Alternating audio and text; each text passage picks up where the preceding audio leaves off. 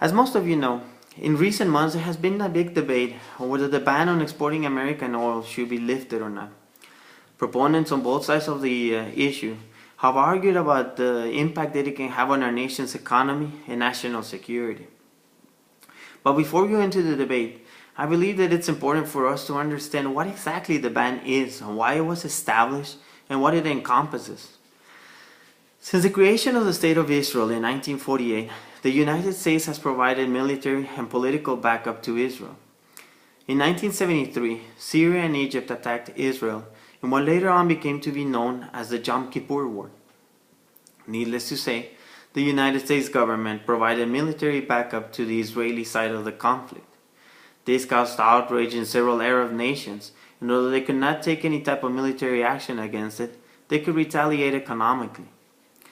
A few days into the conflict, the Organization for Petroleum Exporting Countries, or OPEC, decided to establish an oil embargo affecting Japan, Canada, the Netherlands, the United Kingdom, and above all, the United States. This, coupled with a steep decline in U.S. oil production, created an atmosphere of uncertainty in the U.S. government and society. We have all seen the videos of hundreds of vehicles lining up at gas stations only to be greeted by somebody holding a sign saying that we're out of fuel. So as a response, the United States government decided to establish an oil ban in 1975. What this ban set up was that every oil producer in the United States could not export oil to any other countries. This decision was made not because of economic reasons, but because of national security. We have to remember that in the 1970s, we were still fighting the Cold War against a very powerful Soviet Union.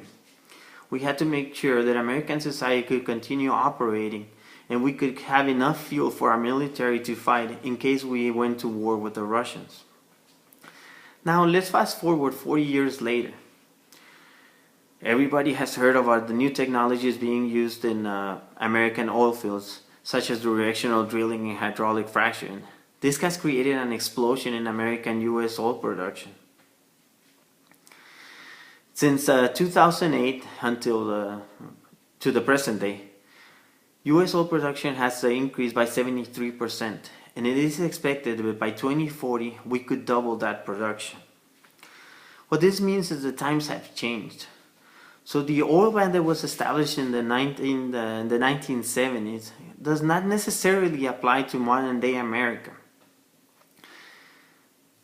The argument is right now that the ban is actually affecting our economy, basically our oil producers, because the surplus that is created in the United States cannot be sold outside the United States. So they have to lower the prices even compared to world markets in order for them to be able to sell that oil in the United States.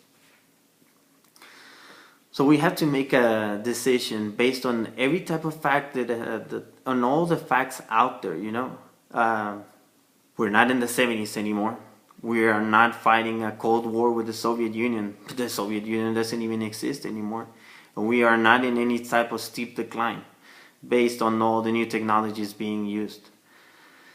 So I believe it is time for the oil ban to be removed and actually allow some type of economic benefit to help our nation. Thanks.